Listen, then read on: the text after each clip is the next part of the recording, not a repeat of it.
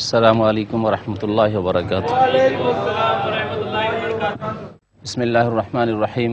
আলহামদুলিল্লাহি রাব্বিল আলামিন ওয়াসসালাতু ওয়াসসালামু আলা সাইয়্যিদিল মুরসালিন নবিয়িনা মুহাম্মদ ওয়া আলা আলিহি ওয়া সাহবিহি আজমাইন ওয়া মান তাবিআহুম বিইহসান ইলা ইয়াউমিদ্দিন, আম্মা বা'দ। ফাউযু বিল্লাহি মিনাশ শাইতানির রাজীম। বিসমিল্লাহির রহমানির রহিম। সুবহানাল্লাযী আসরা বি'আবদিহি লাইলাম মিনাল মাসজিদিল হারাম ইলাল মাসজিদিল আকসা আল্লাযী বারাকনা হাওলাহু লিনুরিয়াহু মিন আয়াতিনা ইন্নাহু হুয়াস সামিউল বাসীর। আজকের আলোচ্য বিষয় হচ্ছে সূরাতুল ইসরা বা তার অপর নাম সূরা বনী ইসরাইল এর তাফসীর। আল্লাহ পাক রব্বুল আলামিন এই সূরার প্রথম আয়াতে ইসরার কথা উল্লেখ করেছেন। ইসরা অর্থাৎ রাত্রের ভ্রমণ, আর এই রাত্রের ভ্রমণ ছিল নবী করিম সাল্লাল্লাহু আলাইহি সাল্লামের মেরাজের উদ্দেশ্যে। মক্কাতুল মুকাররমা থেকে মসজিদ আকসা পর্যন্ত, ফিলিস্তিন পর্যন্ত যে সফর ছিল এটি হচ্ছে ইসরা, জমিনি সফর। এবং মসজিদ আকসা থেকে নবী করিম সাল্লাল্লাহু আলাইহি সাল্লামের যে আকাশপথে সফর ছিল এই সফর হচ্ছে মেরাজ। আল্লাহ পাক রব্বুল আলামিন এখানে এই আয়াতে ইসরার কথা অর্থাৎ রাত্রের এই সফরের কথা উল্লেখ করেছেন, আর বাকি মেরাজের বিস্তারিত ঘটনা নবী করিম সাল্লাল্লাহু আলাইহি সাল্লামের সহিহ হাদিসে রয়েছে। আমরা ঘটনার দিকে না গিয়ে আসল আয়াতে সরাসরি আসি। আল্লাহ পাক রব্বুল আলামিন এখানে ইরশাদ করেছেন, সুবহানাল্লাযী আসরা বিআবদিহি, পবিত্র সেই সত্তা যিনি রাতারাতি তার বান্দাকে নিয়ে গেছেন। আল্লাহ পাক রব্বুল আলামিন এখানে তার পবিত্রতার কথা ঘোষণা করছেন। যেখানে কোরআনে কারিমে সুবহানাকা অথবা সুবহানাহু অথবা সুবহানাল্লাযী এইভাবে শব্দগুলি এসেছে আল্লাহ পাকের পবিত্রতা ঘোষণার উদ্দেশ্যে, সেখানে আল্লাহ পাক রব্বুল আলামিনের বাণীতে আল্লাহ যেন বান্দাকে বলছেন, রাসূলুল্লাহ সাল্লাল্লাহু আলাইহি সাল্লামকে এবং মুমিনদেরকে, যে তোমরা সেই সত্তার পবিত্রতা ঘোষণা করো, সেই সত্তার পবিত্রতা ঘোষণা করো যিনি সমস্ত দোষ ত্রুটি অভাব থেকে মুক্ত, যে আল্লাহ রাতারাতি তার বান্দাকে নিয়ে গিয়েছেন।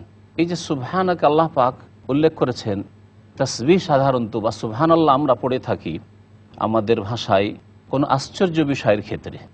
তাহলে আল্লাহ পাক রব্বুল আলামিন এখানে এমন একটি বিষয় উল্লেখ করেছেন যেটা আশ্চর্যজনক বিষয়, আর তা হচ্ছে আকাশপথের এই সফর, যেটা অসম্ভব কথা। আল্লাহ পাক রব্বুল আলামিনের কুদরত ছাড়া সাধারণ মানুষের জন্য অসম্ভব বিষয়। তাই আল্লাহ পাক রব্বুল আলামিন এখানে সুবহানাল্লাযী দিয়েই এই বিষয়টিকে আরম্ভ করেছেন। মহান আল্লাহ ইরশাদ করছেন, পবিত্র সেই সত্তা বা পবিত্রতা ঘোষণা করো সেই সত্তার যিনি রাতারাতি তার বান্দাকে নিয়ে গেছেন। তার বান্দা অর্থাৎ মুহাম্মদ সাল্লাল্লাহু আলাইহি সাল্লাম শেষ রাসূল। লাইলান আসরা মানেই রাতে সফর করা, আর তার সাথে আল্লাহ পাক লাইলান বলেছেন, রাতারাতি নিয়ে গেছেন। মিনাল মসজিদুল হারাম, কোথা থেকে? মসজিদে হারাম থেকে, ইলাল মসজিদুল আকসা, মসজিদে আকসা পর্যন্ত। আল্লাহ পাক রব্বুল আলামিন এই আয়াতে দুটি মসজিদের কথা উল্লেখ করেছেন, দুইটি মসজিদের কথা উল্লেখ করেছেন। সেই দুইটি মসজিদ সবচাইতে বেশি পবিত্র মসজিদ এবং ফজিলতপূর্ণ বরকতপূর্ণ মসজিদ। আর তৃতীয় মসজিদ যার কথা আল্লাহ পাক উল্লেখ করেছেন সূরা তাওবাতে, লামাসজিদুন উসসিসা আলা তাকওয়া মিন আউয়ালি ইয়াউমিন আহাক্কু আন তাকুমা ফিহি, এমন এক মসজিদ রয়েছে যে মসজিদের ভিত্তি স্থাপিত হয়েছে আল্লাহ ভীরুতার উপর। আহাক্কু আন তাকুমা ফিহি, সেই মসজিদে আপনি দাঁড়াবেন, সেই মসজিদে আপনি নামাজ আদায় করবেন, এটা বেশি হক রাখে। আল্লাহ পাক রব্বুল আলামিন তাহলে কোরআনে কারীমে এই দুইটি আয়াত মিলিয়ে তিনটি মসজিদের কথা উল্লেখ করেছেন, যে তিনটি মসজিদে নেকির উদ্দেশ্যে সফরের জন্য নবী করিম সাল্লাল্লাহু আলাইহি সাল্লাম আদেশ করেছেন, উৎসাহিত করেছেন। নবী করিম সাল্লাল্লাহু আলাইহি ওয়াসাল্লাম ইরশাদ করেছেন, লা তুশাদ্দুর রিহালু ইল্লা ইলা সালাসাতি মাসাজিদা, নেকির উদ্দেশ্যে কোনো জায়গার সফর করা যাবে না, সেখানে গিয়ে বিশেষ কোনো ইবাদত বন্দি করব, ইল্লা ইলা সালাসাতি মাসাজিদ, একমাত্র তিনটি মসজিদের দিকে। আর সেই তিনটি মসজিদ সম্পর্কে নবী করিম সাল্লাল্লাহু আলাইহি ওয়াসাল্লাম বলছেন, আল মসজিদুল হারাম ও মসজিদি হাজা, মসজিদে হারাম মক্কাতুল মুকাররমায় কাবা, আর আমার এই মসজিদ অর্থাৎ মসজিদ নববী, আর ওয়াল মসজিদুল আকসা, দূরের মসজিদ বাইতুল মুকাদ্দাসের মসজিদ। আল্লাহ পাক রব্বুল আলামিন এখানে নবী করিম সাল্লাল্লাহু আলাইহি ওয়াসাল্লামকে রাতারাতি নিয়ে গেছেন মসজিদে হারাম থেকে মসজিদ আকসা পর্যন্ত। সহিহ হাদিসে রয়েছে নবী করিম সাল্লাল্লাহু আলাইহি ওয়াসাল্লামকে যেই রাতে নিয়ে যাওয়া হয়েছিল উম্মে হানির বাড়ি থেকে নিয়ে যাওয়া হয়েছিল, আর আল্লাহ পাক বলছেন মসজিদে হারাম থেকে নিয়ে যাওয়া হয়েছে। এই বিষয়টিকে কেন্দ্র করে গবেষক ওলামায়ে কেরামগণ বলেছেন যে মসজিদে হারাম মানে শুধু মক্কাতুল মুকাররমার মসজিদের এলাকা নয়, বরং হারামের পুরো এরিয়াটাকে মসজিদে হারাম বলা হয়েছে, মসজিদে হারাম বলা হয়েছে। সুতরাং এই মাসলার ভিত্তিতে মক্কাতুল মুকাররমার যেই কোনো জায়গায় হারামের এলাকায় কেউ যদি নামাজ আদায় করে, সালাত সম্পাদন করে, তাহলে সে 1 লক্ষের নেকি পাবে ইনশাআল্লাহ। আর এই বিষয়টিকে প্রাধান্য দিয়েছেন আল্লামা শেখ ইবনে বাজ রহমতুল্লাহ আলাইহি। আল্লাহ পাক মসজিদ আকসার কথা বলতে গিয়ে বলছেন, বাইতুল মুকাদ্দাসের মসজিদের কথা বলতে, আল্লাযী বারাকনা হাওলা, যার আশেপাশে আমি বরকত দিয়েছি।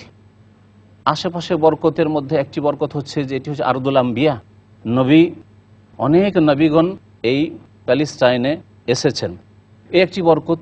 আর আশেপাশেই যখন বরকত রয়েছে তখন সেই মসজিদে কত বরকত রয়েছে, সেই মসজিদ আকসাতেও বরকত রয়েছে।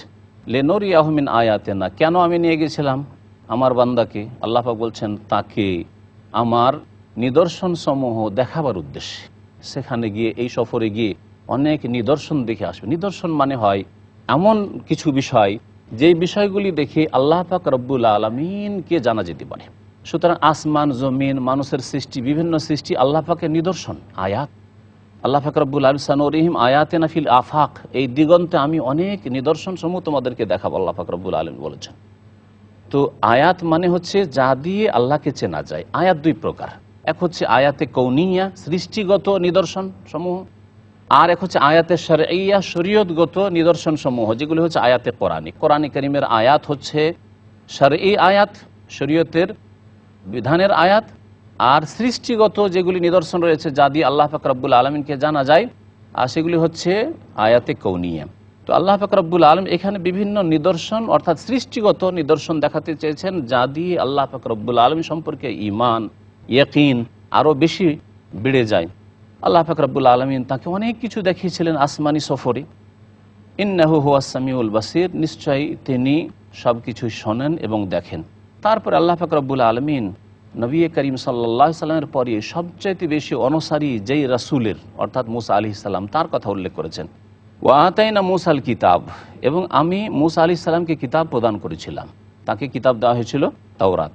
ওয়াজআলনা হুদাল লিবানি ইসরাইল, এবং তাকে পথ প্রদর্শনকারী হিসাবে আমি নিযুক্ত করেছিলাম বনি ইসরাইলদের জন্য। বনি ইসরাইল অর্থাৎ ইসরাইল আলাইহিস সালামের বংশধর। আজকে ইসরাইল শব্দটি, যেহেতু ইসরাইল ইহুদিদের দেশ জন্মেছে, যারা ইসলামের শত্রু, মুসলিমদের শত্রু, যার ফলে এই নামটি বদনাম হয়ে গেছে। আর না হলে ইসরাইল নাম ইয়াকুব আলাইহিস সালামের, ইয়াকুব আলাইহিস সালামের অপর নাম হচ্ছে ইসরাইল। আল্লাহ পাক কোরআনে কারীমে বলেছেন কুল্লু তামি কানা হিল্লাল লিবানি ইসরাইলা ইল্লা মা হারামা ইসরাইলু আলা নাফসি। আল্লাহ পাক বলছেন যে মূসা আলাইহিস সালামকে বনি ইসরাইলদের রাস্তা দেখানোর জন্য আমি নিযুক্ত করেছিলাম, আর এই মর্মে তাদেরকে বলেছিলাম আল্লাহ তাত্তাখিযু মিন দুনি ওয়াকিলা, আমাকে বাদ দিয়ে কোনো কর্মবিধায়ক তোমরা সাব্যস্ত করবে না। আমাকে কর্মবিধায়ক মানবে এবং অন্য কাউকে কর্মবিধায়ক, কার্য সম্পাদনকারী তোমাদের বানাতে পারে, তোমাদের গড়তে পারে, তোমাদের উন্নতি দিতে পারে বা তোমাদের ক্ষতি সাধন করতে পারে, এইরকম কিছু সাব্যস্ত করবে না। তারপর আল্লাহ পাক রব্বুল আলামিন ইরশাদ করছেন যুররিয়াত মান হামালনা মা নূহ, এরা হলো ওই সব লোকের সন্তান, ওই সব লোকের বংশধর যাদেরকে আমি নূহ আলাইহিস সালামের সাথে পানি জাহাজে বা নৌকায় আরোহণ করিয়েছিলাম। নূহ আলাইহিস সালামের বংশধরই একমাত্র পৃথিবীতে থেকে গেছে। সুতরাং আল্লাহ বলছেন নূহ আলাইহিস সালামের সাথে যাদেরকে নৌকাতে উঠিয়েছিলাম বা আরোহণ করিয়েছিলাম তাদের সন্তান। ইন্নাহু কানা আবদান শাকুরা, নিশ্চয় নূহ আলাইহিস সালাম আল্লাহ পাকের শুকরগুজার কৃতজ্ঞ বান্দা ছিলেন। আল্লাহ পাক রব্বুল এখানে নূহ আলাইহিস সালামের প্রশংসা করেছেন। তারপরে আল্লাহ পাক রব্বুল আলামিন বনি ইসরাইলদের পাপের কারণে, তাদের অন্যায়ের কারণে, তাদের বাড়াবাড়ির কারণে তাদেরকে যে আল্লাহ পাক বিভিন্ন যুগে শাস্তি দিয়েছেন, সেই শাস্তির কথা আল্লাহ পাক উল্লেখ করেছেন। ওয়াকাযাইনা ইলা বনি ইসরাইলা ফিল কিতাব, এবং আমি বনি ইসরাইলদের জন্য ফয়সালা করেছি ফিল কিতাবে, কিতাবে অর্থাৎ আল্লাহ পাক রব্বুল আলামিনের লিখনীতে। আল্লাহ পাক কি ফয়সালা করেছেন? আল্লাহ পাকের আল কিতাব, লৌহে মাহফুজ, তকদিরের যে ভাগ্যলিপি রয়েছে, তাতে আল্লাহ পাক রব্বুল আলামিন ফয়সালা করেছেন লা তুফসিদুন্না ফিল আরদি মাররাতাইন, তোমরা পৃথিবীতে একবার নয় দুইবার করে বিপর্যয় সৃষ্টি করবে, ফিতনা ফাসাদ সৃষ্টি করবে। যে কোনো পাপ করা হচ্ছে বিপর্যয় সৃষ্টি করা, যে কোনো পাপ করা হচ্ছে বিপর্যয় সৃষ্টি করা। ওয়ালা তা'লুন্না উলুওয়ান কাবীরা, এবং তোমরা বড় উদ্ধত প্রকাশ করবে, তোমরা বড় অহংকার করবে। ফাইদা জা ওয়াদু উলাহুমা, প্রথম যখন তোমরা বিপর্যয় সৃষ্টি করবে তখন তার শাস্তি স্বরূপ আমি তোমাদের ওপর জালেমদেরকে চাপিয়ে দেব।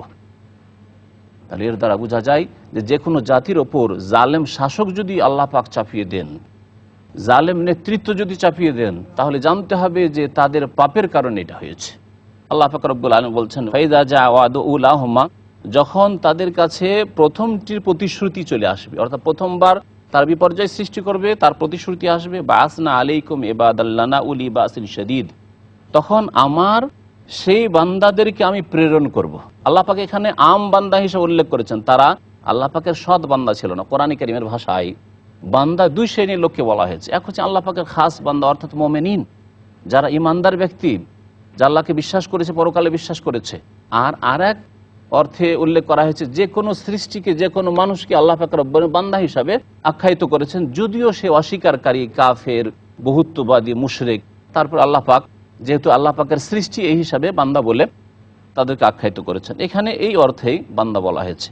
আমি তাদের ওপর এমন বান্দাদেরকে প্রেরণ করলাম, উলি বাসিন শাদীদ, যারা অত্যন্ত যুদ্ধবিদ্যায় প্রবল ছিল, যারা বড়ই যুদ্ধবিদ্যায় পটু ছিল। ফাজাসু খিলাল আদ-দিয়ার, সুতরাং তারা তাদের ঘরে ঘরে ঢুকে পড়ল। এই বনী ইসরায়েলদের ঘরে ঘরে তারা ঢুকে পড়ল এবং তাদের সর্বনাশ করে ছাড়ল। ওয়াকান ওয়াদাম মাফউলা, আর এই প্রতিশ্রুতি অবশ্যই হওয়ার ছিল। আল্লাহ পাক রব্বুল আলামিন এই প্রতিশ্রুতি অবশ্যই হওয়ার ছিল। আল্লাহ পাক রব্বুল আলামিন বলছেন, সুম্মা রাদাদনা লাকুমুল কাররাতা আলাইহিম, অতঃপর তোমাদেরকে তাদের ওপর বিজয় দান করলাম। আল্লাহ পাক শাস্তি দিলেন, শাস্তি দেওয়ার পরে যখন তারা সংশোধন করলো, তখন তাদেরকে আল্লাহ পাক বিজয় দান করলেন। ওয়ামদাদনাকুম বিআমওয়ালি ওয়া বানিন, এবং তোমাদেরকে সাহায্য করলাম ধন সম্পদ দিয়ে এবং সন্তানাদি দিয়ে। আল্লাহ পাক ধন সন্তানও দিলেন এবং সন্তানাদিও দিলেন। ওয়াজআলনাকুম আকসারা নাফিরা, এবং তোমাদেরকে জনবলে বহুগুণ বাড়িয়ে দিলাম। ওয়াজআলনাকুম আকসারা নাফিরা, তোমাদেরকে জনবলে বাড়িয়ে দিলাম। আল্লাহ পাক রব্বুল আলামিন, তাহলে এর দ্বারা বোঝা যায় আমাদেরকে বাস্তব জীবনে কোরআনে কারীমের বাস্তবায়ন করতে হবে। সুতরাং আমরা বুঝতে পারলাম যে আমরা যদি ফিরে আসি আল্লাহ পাক রব্বুল আলামিনের দিকে, তো আল্লাহ পাক তার নিয়ামতকে ফিরিয়ে দেবেন। এর কথাও এখানে উল্লেখ করা হয়েছে। মহান আল্লাহ ইরশাদ করেছে তারপর, ইন আহসানতুম আহসানতুম লিআনফুসিকুম, তোমরা যদি ভালো কাজ করো তাহলে তোমরা তোমাদের স্বার্থে ভালো করবে। তোমরা যদি সৎকর্মশীল হও, ভালো কাজ করো, তোমাদের স্বার্থে ভালো কাজ করো। ওয়াইন আসাতুম ফালাহা, আর যদি তোমরা খারাপ করো, পাপাচারে লিপ্ত হও, তাহলে তার কুপরিণতি তোমাদেরকেই ভোগ করতে হবে। ফালাহা মানে ফালিহা, তাহলে তোমাদের ওপরেই তার শাস্তি বর্তাবে। ফাইদা জা ওয়াদুল আখির, আল্লাহ পাক রব্বুল আলামিন দুইবারের কথা বলেছিলেন যে বনী ইসরাইল দুইবার করে তারা ফিতনা ফাসাদ সৃষ্টি করবে। দ্বিতীয়বারের প্রতিশ্রুতি যখন আসলো, তখন আল্লাহ পাক রব্বুল আলামিন আবার জালেম শাসকদেরকে চাপিয়ে দিলেন, যারা তাদেরকে তাদের সমূলে বিনাশ করে দিয়েছিল, কঠোর শাস্তি দিয়েছিল। আল্লাহ পাক তাদের সম্পর্কে বলছেন, লিয়াসু উজুহাকুম, তোমাদের চেহারাকে, তোমাদের মুখমণ্ডলকে তারা কালো করে দিবে। লিয়াসু উজুহাকুম ওয়ালিয়াদখুলুল মসজিদা, এবং তারা মসজিদে প্রবেশ করবে, অর্থাৎ বাইতুল মুকাদ্দাসের মসজিদে প্রবেশ করবে। কামা দাখালুহু আউয়ালা মাররা, যেমন প্রথমবার মসজিদে পর্যন্ত প্রবেশ করেছিল এবং মসজিদের সাথেও তারা বেয়াদবি করেছিল। তাহলে বোঝা যাচ্ছে যে মসজিদের সাথে কোনো জায়গায় যদি বেয়াদবি করে জালেমরা, তাহলে এটাও আমাদের পাপের জন্য, আমাদের অন্যায়ের কারণে। ওয়ালিয়ুতাব্বিরু মা আলাউ তাতবীরা, এবং তারা সম্পূর্ণরূপে ধ্বংস করে দেবে। ওয়ালিয়ুতাব্বিরু মা আলাউ, যেসব বিষয়ের ওপর তারা জয়ী হবে সেগুলিকে সম্পূর্ণরূপে তারা ধ্বংস করে দেবে। আল্লাহ পাক রব্বুল আলামিন অত্যন্ত দয়াবান, তাই বলছেন আসা রব্বুকুম আইয়ারহামাকুম, আশা করা যায় যে তোমাদের রব, তোমাদের প্রতিপালক তোমাদের উপর দয়াবান হবেন। ওয়াইন উদ্তুম উদনা, আল্লাহর দয়া অসীম রয়েছে। সুতরাং তোমরা যদি ফিরে আসো, আল্লাহ বলছেন আমিও ফিরে আসব। এই আয়াতের স্পষ্ট অর্থ যে যদি তোমরা সংশোধনের দিকে ফিরে আসো, তাহলে আমিও তোমাদের ওপর নিয়ামত নিয়ে ফিরে আসব, তোমাদের জন্য ইহকাল পরকালের সুখ নিয়ে ফিরে আসব, তোমাদের জন্য বরকত নিয়ে ফিরে আসব, তোমাদের দিকে আমি ফিরব। আর এতে ধমক রয়েছে, মনে রাখবেন এই আয়াতের দুটি তাফসীর করা হয়েছে। ধমক রয়েছে, কিভাবে ধমক রয়েছে? ওয়াইন উদ্তুম উদনা, যদি তোমরা ফিরে যাও, অর্থাৎ অন্যায়ের দিকে ফিরে যাও, পাপের দিকে ফিরে যাও, তা আমিও তোমাদের শাস্তির দিকে ফিরে আসবো, তোমাদেরকে শাস্তি দেওয়ার জন্য ফিরে আসবো। ওয়াজআলনা জাহান্নামা লিল কাফিরিনা হাসিরা, এবং জাহান্নামকে কাফেরদের জন্য, যারা অস্বীকারী, অমান্যকারী, প্রত্যাখ্যানকারী, তাদের জন্য আমি কারাগার হিসাবে তৈরি করেছি। আল্লাহ পাক রব্বুল আলামিন তারপরে কোরআনে কারীমের কথা উল্লেখ করেছেন। কোরআনে কারীম দিয়ে আল্লাহ পাক রব্বুল অসংখ্য মানুষকে সঠিক পথ দেখিয়েছেন। আজকে আমার আপনার কথা চিন্তা করুন যে আল কোরআন যদি আল্লাহ পাক নাজিল না করতেন তাহলে আমরা কোথায় থাকতাম, কত কার্যে পূজা করতাম, কত কিসের যে পূজা করতাম, আর কত রকম পাপে যে ডুবে থাকতাম। আল্লাহ পাক এই আল কোরআন দিয়ে আমাদেরকে সৎ পথে নিয়ে এসেছেন এবং সৎ জীবন যাপন করার আল্লাহ পাক তৌফিক দান করেছেন। বলুন আলহামদুলিল্লাহ। আল্লাহ পাক ইরশাদ করেছেন, ইন্না হাযাল কোরআন ইয়াহদি লিল্লাতি হিয়া আকওয়াম, নিশ্চয় এই কোরআন রাস্তা দেখায় ওই পথের যেটি হচ্ছে অত্যন্ত সুষ্ঠু এবং সোজা। আকওয়াম, অত্যন্ত সোজা পথের এবং সুষ্ঠু পথের রাস্তা দেখায়। আর কি করে, ওয়ায়ুবাশশিরুল মুমিনিনা আল্লাযীনা ইয়ামালুনাস সালিহাত, আর সুসংবাদ দিতে এসেছে কোরআনে কারীম কি ওই সব লোকদেরকে যারা ঈমানদার। আল্লাযীনা ইয়ামালুনাস সালিহাত, আজকাল অধিকাংশ মানুষ জন্মসূত্রে মুসলিম, তারা দাবি করে যে আমরা এই জন্মসূত্রে ইসলাম ঈমান পেয়ে যথেষ্ট, জান্নাত পাবো। আল্লাহ পাক তা অস্বীকার করেছেন কোরআনে কারীমে। জন্মসূত্রে শুধু মুসলিম হওয়া যথেষ্ট নয়। আল্লাহ বলছেন আল্লাযীনা ইয়ামালুনাস সালিহাত, ওই সব মুমিন যারা সৎ কাজগুলি করে। আল্লাহ সালিহাত বহু বচন বলেছেন, সৎ কাজগুলি করে। তাহলে মুসলিম হলে 5 ওয়াক্ত নামাজি হইতে হবে, মুসলিম হলে রোজার পাবন্দ হইতে হবে, মুসলিম হলে যাকাত প্রদান করতে হবে, ইসলামের পিলারগুলি কায়েম করতে হবে, হারাম কাবিরা নাজায়েজ থেকে বেঁচে থাকতে হবে, তাহলে মুসলিম। আল্লাহ পাক রব্বুল আলামিন বলছেন যে যারা সৎকর্ম করে সেই সব মুমিনকে, সেই সব ঈমানদারদেরকে কোরআনে কারীম সুসংবাদ দেওয়ার জন্য এসেছে। তাদের জন্য ইহকালেও সুসংবাদ রয়েছে আর পরকালেও সুসংবাদ রয়েছে। আন্না লাহুম আজরান কবীরা, যে তাদের জন্য রয়েছে মহাপুরস্কার। আল্লাহ পাক বলছেন পক্ষান্তরে কোরআনে কারীমের বাকভঙ্গিমা হচ্ছে যে যখনই আল্লাহ মুমিনের কথা উল্লেখ করেছেন তখন কাফেরের কথা উল্লেখ করেছেন, যখনই জান্নাতের কথা আল্লাহ পাক উল্লেখ করেছেন তখনই জাহান্নামের কথা উল্লেখ করেছেন, যাতে ভীতির সাথে উৎসাহ দেওয়া হয়, ভীতি প্রদর্শন হয় এবং সুসংবাদ দেওয়া হয়। আল্লাহ পাক রব্বুরে বলছেন ওয়া আন্নাল্লাযীনা লা ইউমিনুনা বিল আখিরাহ, পক্ষান্তরে যারা পরকালকে বিশ্বাস করে না, আখিরাতের প্রতি ঈমান রাখে না, আ'তাদনা লাহুম আযাবান আলীমা, তাদের জন্য যন্ত্রণাদায়ক শাস্তি আমি প্রস্তুত করে রেখেছি। আল্লাহ পাক রব্বুল আলামিন প্রস্তুত করে রেখেছেন। ওয়ায়াদুল ইনসানু বিশ-শাররি দুআহু বিল খাইর, আল্লাহ পাক তারপরে মানুষের খারাপ স্বভাবের কথা বলছেন। মানুষের মধ্যে কিছু খারাপ স্বভাব রয়েছে, তার মধ্যে একটি খারাপ স্বভাব হচ্ছে যে মানুষ ওই রকমই অনিষ্ট কামনা করে যেমন কল্যাণ কামনা করা উচিত। কল্যাণ যেমন কামনা করা উচিত তেমনি তারা অনিষ্ট কামনা করে। ওয়াকানাল ইনসানু আজুলা, এবং মানুষ অত্যন্ত তাড়াহুড়াকারী। মানুষের একটি খারাপ স্বভাব হচ্ছে যে মানুষ তাড়াহুড়া করে থাকে, তাড়াহুড়া করে ফসল খেতে চায়, তাড়াহুড়া করে ফল পেতে চায়, যার ফলে দেখা যায় যে ক্ষতিগ্রস্ত হয়। আল্লাহ পাক রব্বুল আলামিন তারপরে ইরশাদ করছেন রাত দিনের কথা, যে রাত এবং দিনের আবর্তন বিবর্তন হচ্ছে নিদর্শন। এখানে আল্লাহ পাক আয়াত বলেছেন, এই আয়াত হচ্ছে সৃষ্টিগত আল্লাহ পাকের আয়াত। ওয়াজআলনাল লাইলা ওয়ান নাহার আয়াতাইন, রাত এবং দিনকে আমি দুটি নিদর্শন হিসাবে সৃষ্টি করেছি। ফামাহাউনা আয়াতাল লাইল, অতঃপর আমি রাতের নিদর্শনকে মুছে দিয়ে থাকি। ওয়াজআলনা আয়াতান নাহারে মুবসির, রাতের নিদর্শনকে মুছে দিয়ে থাকি, অর্থাৎ রাত যখন আসে তখন সবকিছু অন্ধকার হয়ে যায়। এতে আল্লাহ পাকের বড় রহস্য রয়েছে। অন্ধকার যদি না হইতো তাহলে আমাদের আরাম বিশ্রাম হইতো না, তাহলে আমরা দৈহিক শান্তি পেতাম না।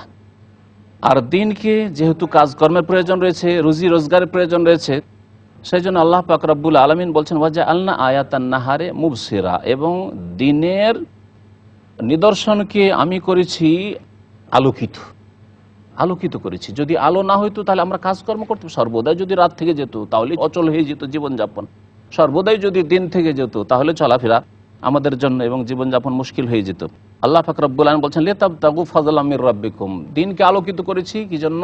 যাতে করে তোমাদের রবের অনুগ্রহ তোমরা তলাশ করতে পারো, সন্ধান করতে পারো। ওয়ালিতাআলামু আদাদাস সিনিন, আর রাত দিনের আবর্তন বিবর্তনের মাধ্যমে তোমরা জানতে পারো বছরের সংখ্যা, যে কত দিন গেল, কত মাস গেল, এইভাবে বছরের সংখ্যা জানতে পারবে।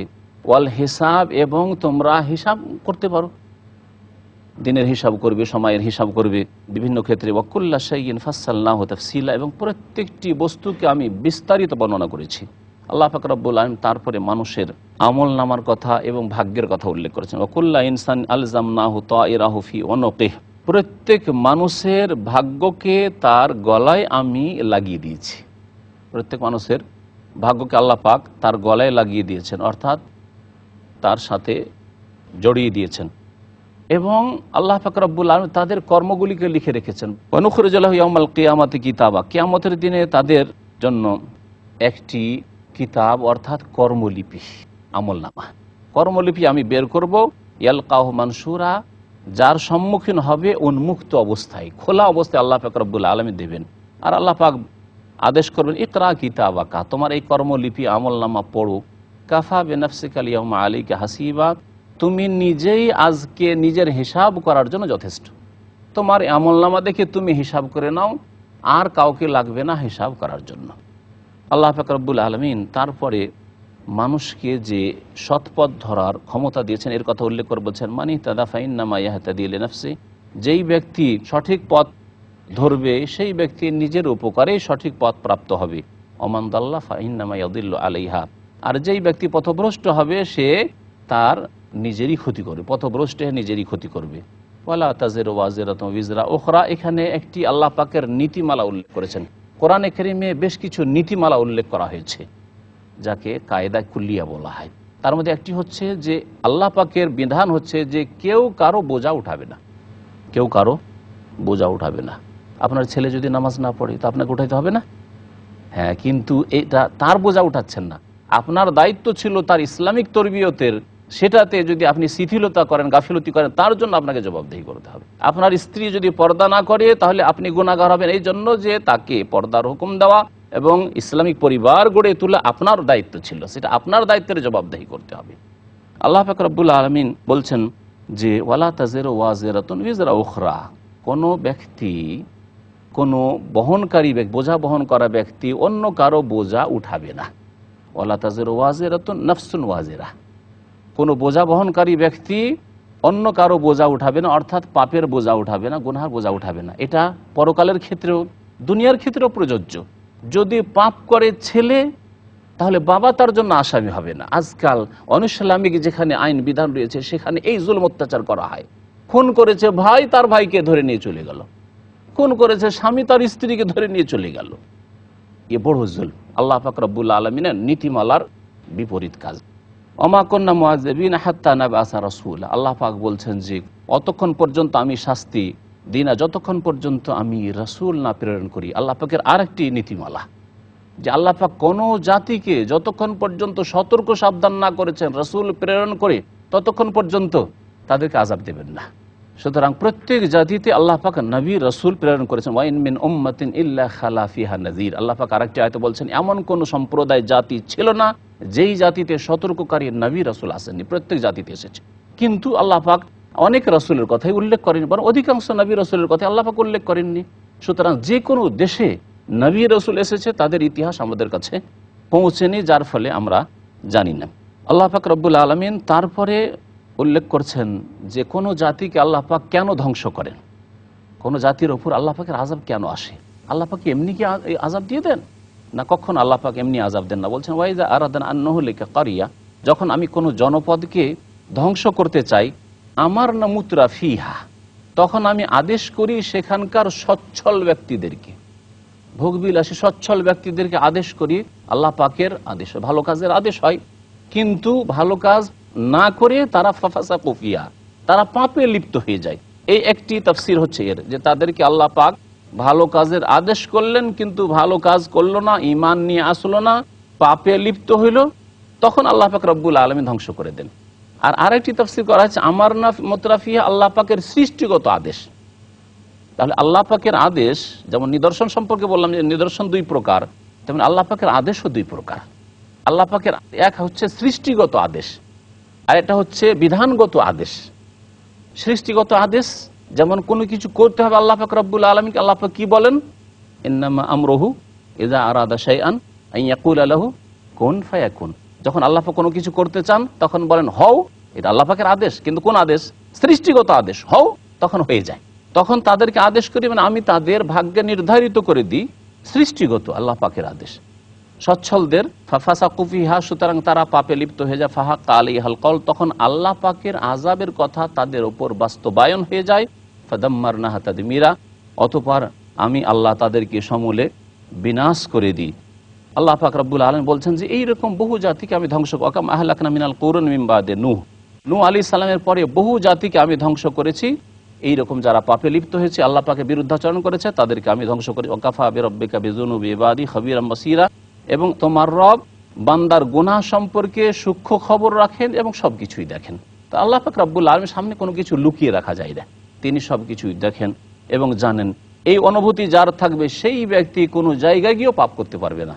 মান কানা ইউরিদুল আজিলাতা আজ্জালনা লাহু ফিহা মা নাশাউ লিমান নুরিদ সুম্মা জাআলনা লাহু জাহান্নামা ইয়াসলাহা মাযমুমান মাদহুরা ওয়া মান আরাদাল আখিরাতা ওয়া সা'a লাহা সা'য়াহা ওয়া হুয়া মুমিন ফাউলাইকা কানা সা'য়ুহুম মাশকুরা। আল্লাহ পাক রব্বুল আলামিন এই আয়াতগুলিতে ইরশাদ করছেন দুই শ্রেণীর মানুষের কথা। এক শ্রেণীর মানুষ যারা নগদ শুধু পৃথিবীতে ইহজগতে পেতে চায় আর পরকালকে উপেক্ষা করে, আর আরেক শ্রেণীর মানুষ যারা আখিরাতকে পরকালকে লক্ষ্য উদ্দেশ্য বানায়, কিন্তু আল্লাহ পাক তাদেরকে দুনিয়াও তার সাথে সাথে দান করেন। এই সম্পর্কে আল্লাহ পাক ইরশাদ করেছেন মান কানা ইউরিদুল আজিলা, যেই ব্যক্তি নগদ পেতে ইচ্ছুক, আজ্জালনা লাহু ফিহা মা নাশা, তার জন্য আমি এই পৃথিবীতে নগদ দিয়ে দিই, মা নাশা যতটা আমি চাই, যেভাবে আমি চাই, লেমান নরিদ এবং যাকে চাই। তাহলে আল্লাহ পাক যাকে চান তাকে দেন এবং যতটা চান ততটাই দেন, তার বেশি পাই না মানুষ হাত পা মেরে। সুম্মা জাআলনা লাহু জাহান্নাম, অতঃপর তার জন্য আমি জাহান্নাম নির্ধারিত করেছি, ইয়াসলাহা, যাতে সে প্রবেশ করবে, মাজমুমান, নিন্দিত হয়ে, মাদহুরা এবং ধিক্কৃত হয়ে। কেন জাহান্নামে প্রবেশ করবে? শুধু দুনিয়া পেয়ে, কারণ সেই ব্যক্তি দুনিয়াকেই, দুনিয়া মানে ধন সম্পদ, দুনিয়া মানে নেতৃত্ব, দুনিয়া মানে মান সম্মান, এসবকে সেই ব্যক্তি লক্ষ্য উদ্দেশ্য বানিয়েছিল। তারপরে তার আর কোনো লক্ষ্য উদ্দেশ্য ছিল না, পরকালের জান্নাত লক্ষ্য উদ্দেশ্য ছিল না, জাহান্নাম থেকে বাঁচা রক্ষা পাওয়া তার লক্ষ্য উদ্দেশ্য ছিল না, শুধু এই দুনিয়া পর্যন্ত তার লক্ষ্য উদ্দেশ্য সীমিত ছিল। সেই জন্য আল্লাহ পাক যা ইচ্ছা করেন তা দেন যাকে ইচ্ছা, এবং তারপরে তার পরিণাম হচ্ছে জাহান্নাম, কারণ পরকাল সম্পর্কে সে চিন্তাশীল ছিল না। পক্ষান্তরে অমান আরাদাল আখেরা, যেই ব্যক্তি পরকালের ইচ্ছুক, পরকালকে সে সুন্দর বানাতে চায়, পরকালকে সে 1 নম্বরে রাখে আর দুনিয়াকে 2 নম্বরে রাখে। কারণ আল্লাহ পাক রব্বুল আলামিন শুধু পরকাল করতে বলেননি, দুনিয়ার সম্পর্কে মেহনত করতে বলেছেন। ওয়ালা তানসা নাসিবাকা মিনাদ দুনিয়া, দুনিয়াতে যে তোমার ভাগ রয়েছে, অংশ রয়েছে, তা তুমি উপেক্ষা করে যেন ভুলিও না। কিন্তু সেটা সাইডে রাখেন, 2 নম্বরে রাখেন, আর 1ম নম্বরে থাকবে আপনার পরকালকে সুন্দর করা। আজান হয়ে গেলে নামাজ পড়া 1ম নম্বরে থাকবে, আপনার সংসারের কাজ 1ম নম্বরে থাকবে না। এইভাবে দিনের প্রত্যেকটি কাজ 1 নম্বরে থাকবে, আপনার ঈমান আমলের কাজ 1ম নম্বরে থাকবে, তারপরে রুজি রোজগার করা, আপনার আল্লাহ পাক যা কিছু দিয়েছেন তা 2 নম্বরে থাকবে। মহান আল্লাহ ইরশাদ করেছেন, যেই ব্যক্তি পরকাল পেতে ইচ্ছুক, ওয়াসালাহা সায়াহা, এবং তার জন্য যথাযথ পরিশ্রম করলো, প্রচেষ্টা চালালো। তাহলে বোঝা গেল শুধু পরকাল ইচ্ছুক, জান্নাতে নেব, পরকালে সুখী হব, আমরা মুসলিম, জান্নাত পাবো, এ কথা যথেষ্ট নয়। আল্লাহ কি বলছেন তার সাথে? ওয়াসালাহা সায়াহা, তার জন্য প্রচেষ্টা চালাতে হবে এবং যথাযথ সায়াহা, যথাযথ যেমন প্রচেষ্টা করা উচিত, মেহনত করা উচিত। আল্লাহ পাক যেভাবে বলেছেন ফরজ ওয়াজিব আদায় করতে, যেভাবে হারাম নাজাইজ কাজ থেকে বেঁচে থাকতে বলেছেন, এইভাবে প্রচেষ্টা চালাতে হবে। ওয়াহুয়া মুমিন, এবং তার সাথে সাথে সে যেন শর্ত হচ্ছে মুমিনও হয়। তাহলে কেউ যদি পরকাল ইচ্ছুক হয় আর কিছু ভালো কাজ করে, জনকল্যাণমূলক কাজ করে, আর তার ঈমান আল্লাহ পরকালে যদি না থাকে, ঈমানের যে 6টি স্তম্ভ আছে সেগুলি যদি ঠিক না থাকে, তাহলে এটা আখিরাতে কাজ দেবে না। বুনিয়াদী শর্ত হচ্ছে ঈমান থাকা।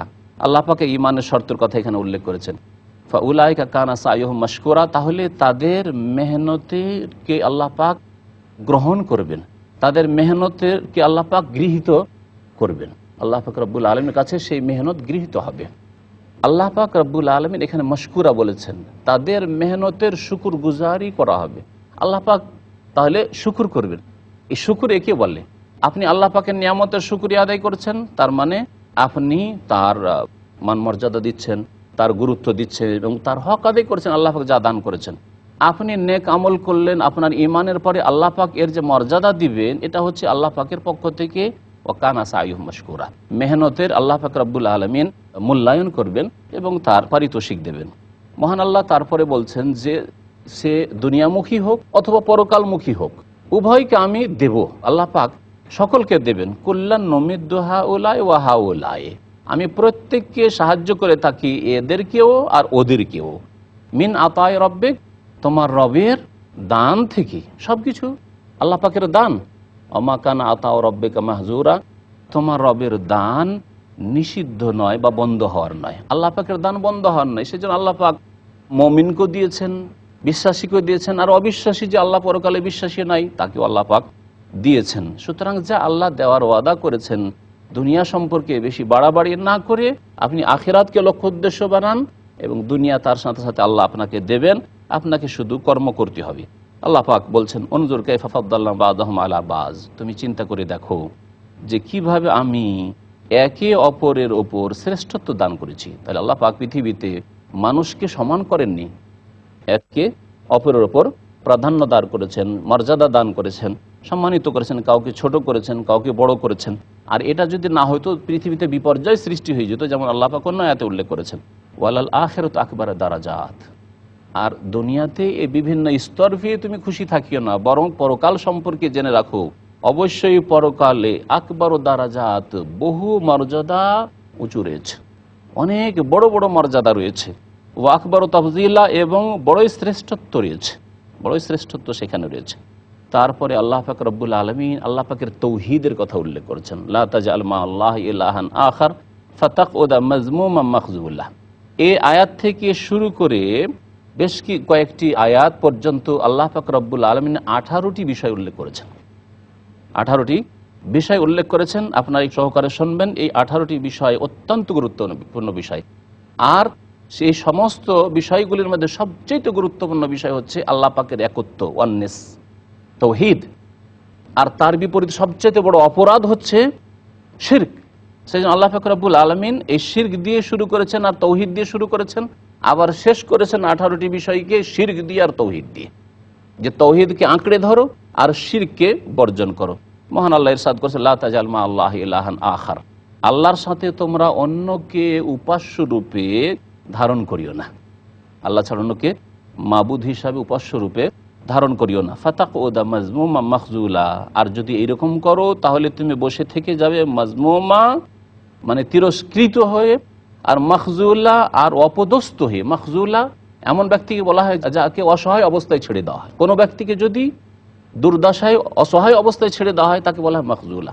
যদি আল্লাহর সাথে অন্য মাবুদ সাব্যস্ত করো তাহলে আল্লাহ পাক রব্বুল আলামিন তিরস্কৃত করে ছেড়ে দেবেন, আল্লাহ পাক সাহায্য করবেন না। আর মাখজুল অসহায় অবস্থায় ছেড়ে দেবেন আর জাহান্নামে নিক্ষেপ করবেন। তারপরে আল্লাহ পাক রব্বুল আলামিন আবার তাওহীদের কথা বলছেন তাগিদ করে, ওয়াকাদা রব্বুকা আল্লা তা'বুদু ইল্লা ইয়াহু, আল্লাহ পাক তোমার রব আদেশ করেছেন, নবী করিম সাল্লাল্লাহু আলাইহি ওয়াসাল্লামকে আল্লাহ পাক সম্বোধন করে বলছেন, তোমার রব আদেশ করেছেন আল্লাহ তা'বুদু ইল্লা ইয়াহ, তোমরা ইবাদত করবে না একমাত্র তাঁর ছাড়া, একমাত্র আল্লাহ পাক ছাড়া কারো ইবাদত করবে না।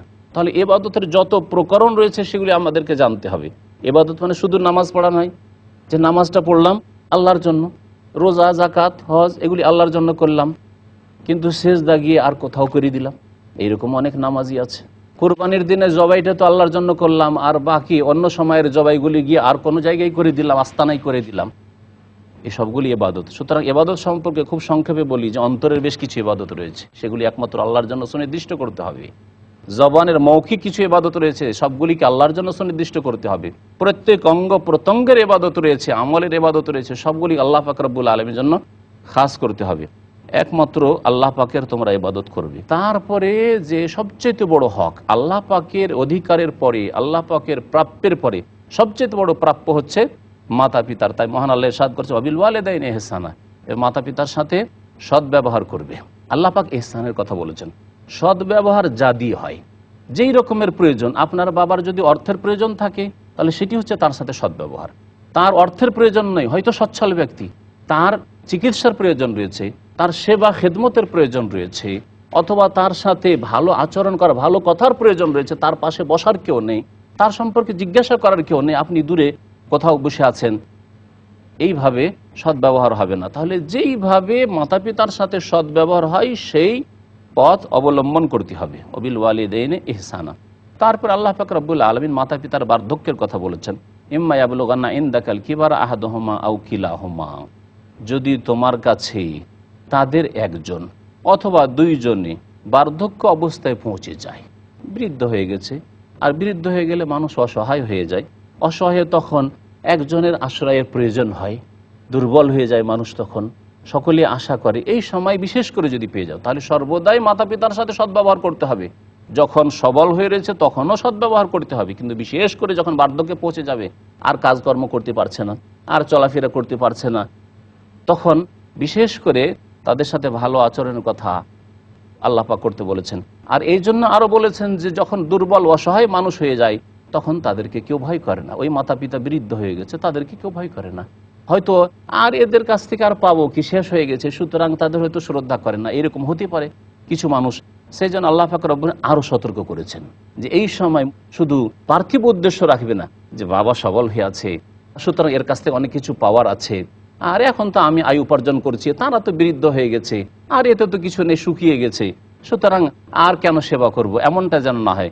বা তখন হয়তো দুর্বল, সুতরাং কটু কথা হয়তো বলে দিলে, এমনটা যেন না হয়। আল্লাহ পাক রব্বুল আলামিন বলছেন যে ফালা তাকুল্লাহুমা উফা, ফালা তাকুল্লাহুমা উফ, তাদেরকে শব্দটিও বলবে না।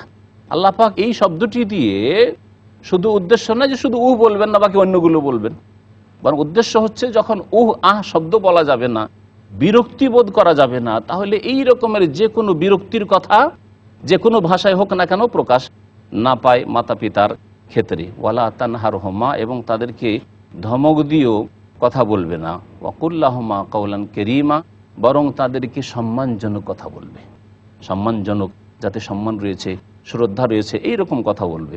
আল্লাহ পাক রব্বুল আলামিন তারপরে ইরশাদ করছেন মাতা পিতা সম্পর্কে, তাদের হক সম্পর্কে, ওয়াহফিজ লাহুমা জানাহা যুল্লি মিনার রাহমা, তাদের জন্য তুমি সম্প্রসারিত করে দাও, তাদের জন্য তুমি বিছিয়ে দাও। ওয়াহফিজ লাহুম, ওয়াহফিজ মানে ঝুঁকিয়ে দাও, তাদের জন্য ঝুঁকিয়ে দাও, জানাহা যুল্লি মিনার রাহমা, দয়া ভরা বিনয়ের ডানা, অর্থাৎ তাদের সামনে কোনো অহংকার প্রকাশ করিও না, দয়ার ডানা বিছিয়ে দাও। ওয়াকুর রব্বিরহামহুমা কামা রব্বায়ানি সাগীরা, এবং তাদের জন্য দোয়া করতে থাকো।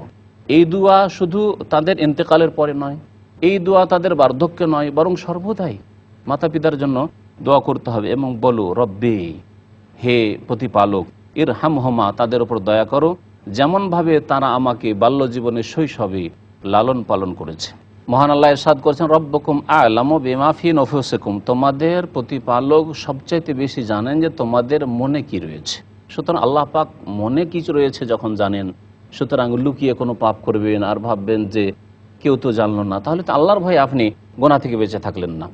এই রকমই যে কোনো ক্ষেত্রে একজন মানুষের সৎ হওয়ার জন্য, ভালো মানুষ হওয়ার জন্য শর্ত হচ্ছে যে আল্লাহ পাক রব্বুল আলামিন সম্পর্কে ঈমানকে মজবুত রাখবে। আল্লাহ পাক সর্ব অবস্থায় তিনি অবলোকন করছেন। ইন তাকুনু সালিহিন, তোমরা যদি সৎকর্মশীল হও, ফাইন্নাহু কানা লিল আওয়াবিনা গাফুরা, তাহলে আল্লাহ জেনে রাখো যে আল্লাহ পাক রব্বুল আলামিনের দিকে যারা অতি ধাবিত, আওয়াব বের বহু বচন হচ্ছে আওয়াবিন, যারা আল্লাহ পাকের দিকে অতি ধাবিত, তাদের জন্য আল্লাহ পাক মার্জনাকারী, আল্লাহ পাক তার মার্জনা ভরে তাদের দিকে ধাবিত হবেন। তারপরে আল্লাহ পাক রব্বুল আলামিন যে 18টি বিষয়ের কথা বলছিলাম, তার মধ্যে আরেকটি বিষয়ের কথা উল্লেখ করছেন, তা হচ্ছে আত্মীয় স্বজনদের হকের কথা। ও আতিজাল কুরবা হাক্কাহ, আত্মীয় স্বজনদেরকে তাদের অধিকার দাও। তাহলে আত্মীয় স্বজনদের হক রয়েছে, চাচাদের হক রয়েছে, চাচাতো ভাইদের হক রয়েছে, মামা, নানা, দাদা ইত্যাদি যারা আত্মীয় স্বজন রয়েছে তাদের হক রয়েছে। সেই হক সদ্ব্যবহারের হক, আর মাঝে মধ্যে সাহায্য সহযোগিতার হক, এই হক রয়েছে। আর এই হক মানে এই নয় যে কেউ যদি আত্মীয় স্বজন অন্যায় করে তো অন্যায় তার সাথ দেবেন না। অন্যায়ের ক্ষেত্রেও নবী করিম সাল্লাল্লাহু আলাইহি ওয়াসাল্লাম বলেছেন, কেউ যদি অন্যায় কাজ করে তাহলে অন্যায় থেকে বাধা দেওয়া, তার সাহায্য করা। আনসুর আখাকা জালেমান আও মাজলুমান, নবী করিম সাল্লাল্লাহু আলাইহি ওয়াসাল্লাম বলেছেন, সহিহ বুখারীর হাদিস, যে তোমার ভাই যদি জুলুম করে তবু সাহায্য করো, আর যদি মজলুম হয়, নির্যাতিত হয়, তবু সাহায্য করো। সাহাবারা বলেন, ইয়া রাসূলুল্লাহ, যেই ব্যক্তি মজলুম নির্যাতিত তাকে সাহায্য করবে এটা তো বুঝতে পারলাম, কিন্তু যে ব্যক্তি জালেম অত্যাচার করছে তাকে কি করে সাহায্য করবে? নবী করিম সাল্লাল্লাহু আলাইহি ওয়াসাল্লাম বলেন, তাকুফুহু আনি যুলমে, তাকে অন্যায় করতে বাধা দেবে। আপনার বংশের লোক, সেজন্য তার দিক থেকে লেগে গেলেন আর শুরু করে দিলেন না, এটা জায়েজ, বরং তাকে অন্যায় থেকে বাধা দেবে এবং তার প্রতিবাদ জানাবে। এ হচ্ছে তার সাহায্য করা এবং তার হক আদায় করা। ওয়াল মিসকিন, আর যারা দরিদ্র তাদের হক আদায় করো। ওয়াবনাস সাবিল, আর পথিক, মুসাফির সফরে এসেছে আর তার কাছে টাকা পয়সা নেই, বাড়ি পর্যন্ত পৌঁছার, তাহলে তার সাথে সদ্ব্যবহার করো। আল্লাহ পাক বলছেন, ওয়ালা তুবাজ্জির তাবযীরা, এবং তোমরা অপচয় করিও না। তাবযীর অপব্যয় করা আর অপচয় দুটি বিষয়, একটা হচ্ছে ইসরাফ আর তাবযীর। আল্লাহ পাক রব্বুল দুটোকেই নিষেধ করেছেন। অপব্যয় করা অর্থাৎ গুনহার কাজে আপনি একটি পয়সা যদি খরচ করেন সেটা হচ্ছে অপব্যয় করা। আপনি বিড়ি সিগারেটে 1 টাকা খরচ করলেন, অপব্যয় করলেন আপনি। এই রকমের যে কোনো হারাম কাজে আপনি পয়সা খরচ করেন সেটা আপনার অপব্যয়। আর অপব্যয়কারী শয়তানের ভাই, তাহলে আপনি শয়তানের ভাই হলেন। আর যদি আপনি বৈধ কাজে জায়েজ কাজে খরচ করেন কিন্তু আপনার যে আর্থিক সচ্ছলতা আছে তার বেশি খরচ করছেন, আপনার 5,000 টাকা মাসিক আয় উপার্জন আছে আর আপনি 7,000 খরচ করেন, আর এত বেশি খরচ করে দেন যে ঋণী হয়ে যান, অথবা মাতা পিতার হক দিতে পারেন না, আত্মীয় স্বজনকে কিছু দিতে পারেন না, সাহায্য সহযোগিতা করতে পারেন না, আপনি এমন দামি জিনিস কেনেন যেটা আপনার জন্য উপযোগী নয়, সেটা হচ্ছে অপচয়। আল্লাহ পাক রব্বুল আলামিন দুটোই নিষেধ করেছেন। মহান আল্লাহ ইরশাদ করেছেন, ওয়ালা তুবাজ্জির তাবযীরা, আর তোমরা কখন অপব্যয় করবে না, অপচয় করবে না। ইন্নাল মুবাজ্জিরিনা কানু ইখওয়ানাশ শায়াতিন, কারণ যারা অপচয়কারী তারা শয়তানের ভাই। শয়তানের ভাই, শয়তানের ভাই মানে শয়তানের সাদৃশ্য, শয়তানের মতো কাজ করে। তাহলে ওয়া কানা শাইতানু লিরাব্বিহি কাফুরা, আর শয়তান তার রবের নাশকরগুজার, অকৃতজ্ঞ, রবের সাথে কুফরি করেছে। সুতরাং যেই শয়তান প্রতিপালকের সাথে আল্লাহ পাকের সাথে কুফরি করেছে, আল্লাহ পাকের অকৃতজ্ঞ হয়েছে, অবাধ্য হয়েছে, তার তুমি সাদৃশ্যতা অবলম্বন করবে না, তার ভাই হবে না। আল্লাহ পাক রব্বুল তারপর ইরশাদ করেছেন, ওয়াইম্মা তুরিদান্না আনহুম ইবতিগা রাহমাতিম মির রাব্বিক তারজুহা ফাকুল লাহুম কাওলাম মাইসুরা। আল্লাহ পাক রব্বুল আলামিন বলছেন যে যাদের তোমার উপর অধিকার রয়েছে, আত্মীয় স্বজন, এরা হয়তো তোমার কাছে কিছু চাইলো অথবা তাদেরকে দেওয়ার প্রয়োজন রয়েছে, কিন্তু তোমার সচ্ছলতা নেই, অসচ্ছল মানুষ। ওয়াইম্মা তুরিদান্না আনহুম, তাদের থেকে যদি মুখ ফিরিয়ে নাও যে এখন দিতে পারলাম না, ইবতিগা রাহমাতিম মির রাব্বিক, তোমার রবের অনুগ্রহের সন্ধানে, অনুগ্রহের তলাশে, যে আল্লাহ পাকের অনুগ্রহ কিছু আসুক, যদি হাতে টাকা পয়সা আসুক তখন দেব, তার রুজুহা, যার তুমি আশা রাখো। ফাকুল্লাহুম কাওলাম মাইসুরা, যদি নাও দিতে পারো তাহলে তাদেরকে নম্র ভাষায় কথা বলো। ভিক্ষুকে যদি না দিতে পারেন নম্র ভাষায় কথা বলেন, আত্মীয় স্বজন কেউ ধার চাইলেও দিতে পারলেন না নম্র ভাষায় কথা বলেন। এইভাবে আল্লাহ পাক রব্বুল আলামিন ভালো ভাষায় কথা বলতে বলেছেন। ওয়ালা তাজাল ইয়াদাকা মাগলুলাতান ইলা উনুকিকা ওয়ালা তাবসুতহা কুল্লাল বাসতি ফাতাকুদা মালুমান মাহসুরা। মহান আল্লাহ এখানে ব্যয়ের ক্ষেত্রে, টাকা পয়সা যে আপনি ব্যয় করবেন এই ক্ষেত্রে মধ্যপন্থা অবলম্বন করতে বলেছেন, মধ্যপন্থা অবলম্বন করতে বলেছেন। আর এই উম্মত জাতি হচ্ছে মধ্যপন্থী জাতি, আমরা প্রতিটি ক্ষেত্রে মধ্যপন্থা অবলম্বন করব। মহান আল্লাহ ইরশাদ করেছেন, ওয়ালা তাজাল ইয়াদাকা মাগলুলাতান ইলা উনুকিকা, তোমার হাতকে তোমার কাঁধে বেঁধে নিও না, জড়িয়ে নিও না, তোমার হাতকে তোমার কাঁধে বেঁধে নিও না যে কাউকে দেব না, কৃপণতা করিও না। এই হচ্ছে এই আয়াতের তাফসীর। ওয়ালা তাবসুতহা কুল্লাল বাসত, আর পুরোপুরি সম্প্রসারিত করে দিও না, উদার হস্ত হয়ে যাও না। এত বেশি দান করলে যে তারপর অনেক খরচ আদায় করার ক্ষেত্রে অভাব দেখা গেল, যা কিছু ছিল সব কিছুই খরচ করে দিলে। দানের ক্ষেত্রে হলে তো ভালো কথা, কিন্তু বিশেষ করে অন্যান্য খরচের ক্ষেত্রে, দানের ক্ষেত্রেও যদি দেখেন যে আমার ফরজ আরও কিছু দায়িত্ব রয়েছে, সেই দায়িত্বটাও খেয়াল রাখতে হবে আপনাকে।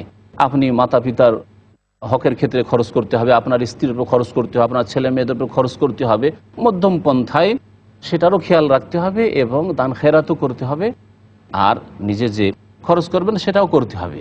আল্লাহ পাক রব্বুল আলামিন বলছেন যে কৃপণতা এক্ষেত্রে করিও না, আর একেবারে উদার হস্ত হয়ে যেও না। ফাতাকুদা মালুমা মাহসুরা, না হলে তুমি বসে থাকবে মালুমান, তিরস্কৃত হয়ে, আর মাহসুরা এবং নিঃস্ব হয়ে। মাহসুরা, নিঃস্ব হয়ে। যদি আপনি সব টাকা পয়সা খরচ করে দেন, খরচ করে দেওয়ার পরে দেখা গেল যে বাড়ি আসছেন, আসার পরে বাড়ির খাবার নেই, ছেলে মেয়েদের খাবার নেই, স্কুলের ছেলে মেয়েদের বই কেনার পয়সা নেই। তো এইরকম যেন অবস্থা না হয়, তাই আল্লাহ পাক রব্বুল আলামিন এই মধ্যপন্থা অবলম্বনের আদেশ করেছেন। ইন্না রাব্বাকা ইয়াবসুতু রিজকা লিমান ইয়াশা। তারপর আল্লাহ পাক রব্বুল বলছেন যে রিজিকের চাবিকাঠি একমাত্র আল্লাহ পাকের হাতে।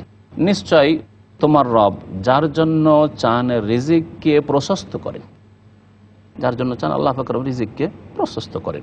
ওয়ায়াকদের, এবং তিনি সংকুচিত করেন, যার জন্য ইচ্ছা এবং যখন ইচ্ছা সংকুচিত করেন। একই ব্যক্তির জন্য কোনো কোনো সময় আল্লাহ সংকুচিত করে, সংকীর্ণ করে দেন রিজিকের দ্বার, আবার কখনো সেই ব্যক্তিকে আল্লাহ পাক সচ্ছলতা দান করেন। এতে আল্লাহ পাক রব্বুল আলামিনের হিকমত রয়েছে।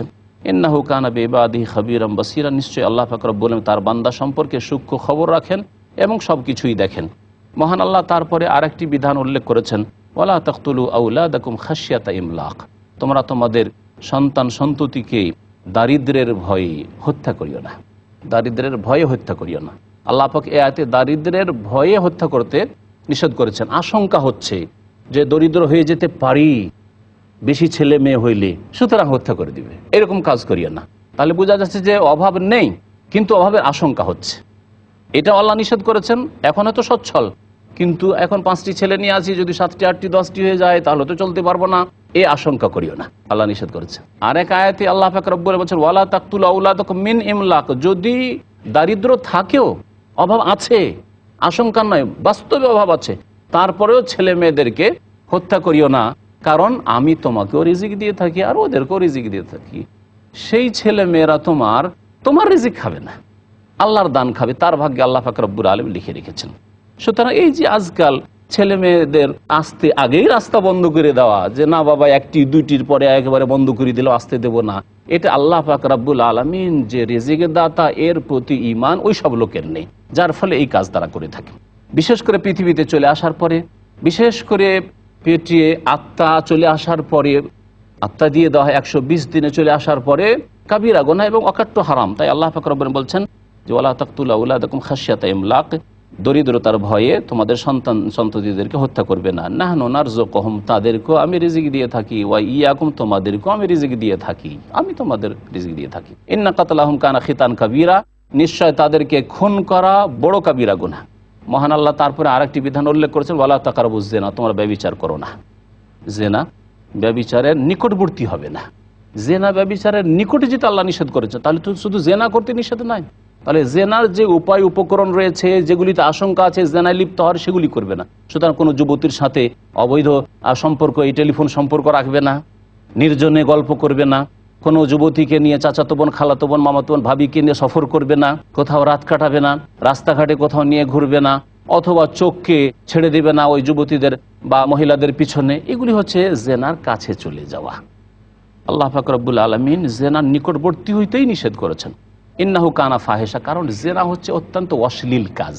অশ্লীল ওইসব পাপকে বলা হয় যেটা আল্লাহর দিন বিরোধী এবং সমস্ত আসমানি যতগুলি দিন ধর্ম ছিল সমস্ত দিনে হারাম, তার সাথে সাথে সমাজ বিরোধী কাজ। দেখুন চিন্তা করুন, ব্যভিচারের বিষয়টি ইসলাম বিরোধী এবং সমস্ত আম্বিয়া রসুলগণ হারাম করেছেন, এবং তার সাথে সাথে সমাজ বিরোধী কাজ। একজন অমুসলিমও জেনা ব্যভিচারকে নোংরা কাজ মনে করে, যদি সম্ভ্রান্ত ফ্যামিলির লোক হয়, যদি একজন মর্যাদা সম্পন্ন লোক হয়, তাহলে ইন্নাহু কানা ফাহিশা, নোংরা এবং অশ্লীল কাজ, ওয়াসা সাবিলা, এবং খারাপ পথ, এটি বড়ই খারাপ পথ। আল্লাহ পাক রব্বুল আলামিন এর জন্য, এই জেনা ব্যভিচারকারীদের জন্য ইহকাল পরকালে মহাশাস্তি রয়েছে। পৃথিবীতে বহু রকমের শাস্তি, আজকাল এডসের মতো শাস্তি দেখতে পাচ্ছেন এই অবৈধ সম্পর্ক, এই জেনা ব্যভিচারের কারণে। ওয়ালা তাকতুলুন নাফসাল্লাতী হারামাল্লাহু ইল্লা বিল হক, তারপর আল্লাহ পাক রব্বুল আলামিন খুন করতে নিষেধ করছেন। কোনো মানুষকে, নির্দোষী মানুষকে হত্যা করবেন না। ওয়ালা তাকতুলুন নাফস, এমন কোনো ব্যক্তিকে হত্যা করবে না, আল্লাতী হারামাল্লাহ, যাকে হত্যা করা আল্লাহ পাক হারাম করেছেন, ইল্লা বিল হক, তবে ন্যায়সঙ্গত যদি হয়। নবী করিম সাল্লাল্লাহু আলাইহি সাল্লামের সহিহ হাদিসে রয়েছে 3টি ক্ষেত্রে হত্যা করা শুধু ন্যায়সঙ্গত, তারপরে আর কোনো ক্ষেত্র নেই, আর সেটাও শাসক করবে, কোনো ব্যক্তি পর্যায়ে নয়। নবী করিম সাল্লাল্লাহু আলাইহি ওয়াসাল্লাম লা ইয়াহিল্লু দামু ইমরিইন মুসলিমিন, কোনো মানুষের রক্ত হালাল নয়, ইল্লা বিইহদা সালাসিন, 3টি কারণে কোনো একটি কারণ যদি পাওয়া যায় তাহলে সেটা ব্যতিক্রম। এটা হচ্ছে ইল্লা বিল হক, ন্যায়সঙ্গত। এটি হচ্ছে আসাইয়্যিবুজ জানি, যদি বিবাহিত ব্যক্তি যদি ব্যভিচার করে তাহলে তাকে পাথর মেরে সংসার করে দিতে হবে। আর ওয়ান্নাফস বিন নাফস, আর যদি কেউ কোনো মানুষকে খুন করে তো তাকে তার বদলে খুন করতে হবে। আর তারিকুল ইদিনিহি আল মুফারিকুল লিল জামা, আর যেই ব্যক্তি নিজের দিন ছেড়ে সে দল থেকে বেরিয়ে চলে গেল, মুরতাদ হয়ে গেল, ইসলাম বিমুখ হয়ে গেল, তার শাস্তি বলা হয়েছে। এই 3টি ক্ষেত্র ছাড়া কোনো চতুর্থ ক্ষেত্র নাই। আবার বলছি, আর এ আইনের বাস্তবায়ন করবে শাসক, জনসাধারণ নয়। আল্লাহ পাক রব্বুল বলছেন আমান কুতিলা মাজলুমান, সুতরাং যদি কাউকে নির্যাতিত করে হত্যা করা হয়, ফাকাদ জাআলনা লিওয়ালিহি সুলতানা, তাহলে তার উত্তরাধিকারীদের জন্য আমি কর্তৃত্ব দান করেছি, তার উত্তরাধিকারীদেরকে আমি কর্তৃত্ব দান করেছি যে তারা কেসাস তলব করবে, সরকারের কাছে বলবে যে আমাদের লোককে হত্যা করা হয়েছে, সুতরাং আমরা কেসাস তলব করি, হত্যার বদলে হত্যা চাই। ফালা ইউসরিফ ফিল কাতল, এই ক্ষেত্রে খুন করার ক্ষেত্রে বাড়াবাড়ি করবে না। আপনার ভাইকে হত্যা করা হয়েছে, তার বদলে আপনি হত্যা তলব করবেন, কিন্তু এই ক্ষেত্রে বাড়াবাড়ি করবেন। বাড়াবাড়ি করা বিভিন্ন রকম হতে পারে। বাড়াবাড়ি করা মানে যেই ব্যক্তি খুন করেছে তাকে পেলেন না, তার ভাইকে দিলেন খুন করে, তার বাবাকে দিলেন খুন করে, তার ছেলেকে দিলেন খুন করে, এ হচ্ছে বাড়াবাড়ি। অথবা বাড়াবাড়ি হচ্ছে যে সেই ব্যক্তি সাধারণভাবে খুন করেছিল, কিন্তু তাকে তার হাত পা কেটে নিলেন, তার নাক কেটে নিলেন, কান কেটে নিলেন, এইভাবে তার চেহারাকে বিকৃত করে দিলেন, এগুলি হচ্ছে বাড়াবাড়ি। আল্লাহ পাক নিষেধ করেছে ইন্নাহু কানা মানসুরা, কারণ তাকে সাহায্য করা হয়েছে। আল্লাহ পাকের বিধান দিয়ে আল্লাহ পাক সাহায্য করেছেন, তোমার আত্মীয়কে, তোমার আপনজনকে হত্যা করা হয়েছে, সুতরাং তুমি তার কিসাস নিয়ে নাও, অথবা আল্লাহ পাক মাফ করতে বলেছেন এবং মাফ করার জন্য উৎসাহিত করেছেন, মাফ করার জন্য আল্লাহ পাক উৎসাহিত করেছেন। আর যেসব তফসির ইনশাআল্লাহ তাআলা আসবে, ওয়ালা তাকরাবু মালাল ইয়াতিম ইল্লা বিল্লাতি হিয়া আহসান, তারপর ইয়াতিমদের ধন সম্পদের কাছে আল্লাহ পাক যেতে নিষেধ করেছেন। ইয়াতিমের ধন সম্পদ আত্মসাৎ করার জন্য, বেঈমানি করার জন্য যাবে না, ইল্লা বিল্লাতি হিয়া আহসান, তবে উত্তম পন্থায় তাদের দেখাশোনা করব। ছোট ছেলে এখন ঠিকভাবে দেখাশোনা করতে পারে না, তাহলে যেতে পারো। হাত্তা ইয়াবলুগ আশুদ্দাহ, তাদের বয়স প্রাপ্ত হওয়া, সাবালক হওয়া পর্যন্ত। সাবালক হয়ে গেলে যখন তাদের জ্ঞান বুদ্ধি হয়ে গেছে, তাদের হাতে দিয়ে দাও ধন সম্পদে, যে বাবা এখন তোমাদের টাকা পয়সা নাও। ওয়াউফু বিল আহদ, আর প্রতিশ্রুতি তোমরা পুরা করো। ইন্নাল আহদা কানা মাসউলা, প্রতিশ্রুতি সম্পর্কে আল্লাহ পাক জিজ্ঞাসা করবে। কারোর সাথে যদি চুক্তি থাকে, সে ব্যক্তি পর্যায়ে চুক্তি হোক আর আন্তর্জাতিক চুক্তি হোক, এক দেশের আরেক দেশের সাথে চুক্তি হোক, এক গোত্র বংশের আরেক বংশের সাথে চুক্তি হোক, চুক্তিকে আল্লাহ পাক পুরা করতে বলেছেন। ওয়াউফুল কাইলা ইজা কিলতুম, যখন তোমরা মাফ করবে তখন পুরোপুরি দেবে। এই মাফ করা কাইল মানে হচ্ছে কাঠাতে মাফ করা বা পাত্রে মাফ করা। ওয়াজিনু বিল কিসতাসিল মুস্তাকিম, আর সুষ্ঠু ন্যায়সঙ্গত দাঁড়ি পাল্লায় ওজন করবে, সুষ্ঠুভাবে পুরোপুরি ওজন করে দিবে। তো ওজনে দাঁড়ি মারবে না। আজকাল দাঁড়ি মারা ব্যাপক আকার ধারণ করেছে, যেই পাপের কারণে আল্লাহ পাক রব্বুল আলামিন এক জাতিকে শাস্তি দিয়েছেন। যালিকা খায়রুন ওয়া আহসানু তাওয়িলা, এটি তোমাদের জন্য অত্যন্ত ভালো, ওয়া আহসানু তাওয়িলা, এবং পরিণামের দিক দিয়ে অত্যন্ত উৎকৃষ্ট। মহান আল্লাহ তারপরে বলছেন, ওয়ালা তাকফু মা লাইসা লাকা বিহি ইলমুন ইন্নাস সামআ ওয়াল বাসারা ওয়াল ফুআদা কুল্লু উলাইকা কানা আনহু মাসউলা। এমন কিছু বলো না যে সম্পর্কে তোমাদের জ্ঞান নেই, যে সম্পর্কে জানা নেই বলবেন না। তাহলে ফতুয়ার ব্যাপারে কোনো কিছু সম্পর্কে যদি জানা না থাকে মন্তব্য করবেন না আপনি। কারণ শ্রবণ শক্তি সম্পর্কে, কান সম্পর্কে, দৃষ্টি শক্তি সম্পর্কে, চোখ সম্পর্কে, ওয়াল ফুআদ, আর মানুষের হৃদয় সম্পর্কে, প্রত্যেকটি বিষয় সম্পর্কে জিজ্ঞাসিত হবে আল্লাহ পাক রব্বুল আলামিন দরবারে এবং জবাবদাহি করতে হবে। আল্লাহ পাক যেন আমাদের কোরআন কারীম বুঝার এবং তার বাস্তবায়ন করার তৌফিক দান করেন। সাল্লাল্লাহু আলা নবিয়িনা মুহাম্মদ ওয়া আলা আলিহি ওয়া সাহবিহি আজমাইন।